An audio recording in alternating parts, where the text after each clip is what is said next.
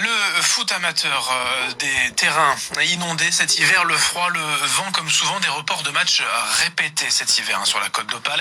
Les footballeurs amateurs doivent désormais rattraper le retard de 4 mois en seulement quelques semaines. C'est une fin de saison chargée, compliquée surtout pour ces joueurs amateurs, les bénévoles aussi. Reportage de Clément Kaminski et Jérémy Mailleux.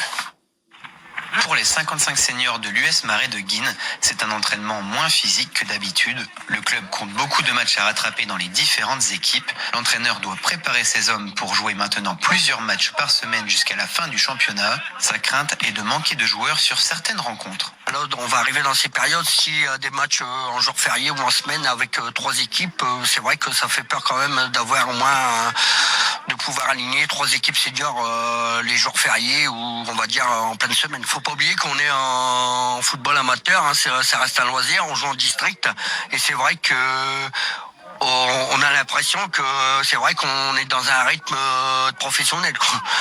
Au district aussi, c'est le casse-tête pour arriver à faire coïncider toutes les journées du championnat dans chaque division. Tout est fait pour que le foot amateur soit le moins impacté. Mais pour son président, ce calendrier exceptionnel peut fausser cette fin de saison. C'est particulier cette fin de saison, parce que ça peut favoriser, sans le vouloir, des équipes qui vont recevoir 2-3 fois d'affilée. Mais bon, ces équipes-là, souvent, joueront le week-end. Et on va essayer d'éviter les matchs du mercredi pour ces clubs-là. La crainte, c'est qu'il y ait des forfaits, parce que la semaine, c'est pas évident d'avoir les joueurs, les étudiants, les gars qui bossent. Mais on reste sur du foot amateur. On va se serrer les coudes et je pense qu'on arrivera à bout de nos matchs en retard. Le foot amateur va également jouer 2 semaines de prolongation. Le district a d'ores et déjà annoncé que les championnats se termineront le 10 et 11 juin prochain.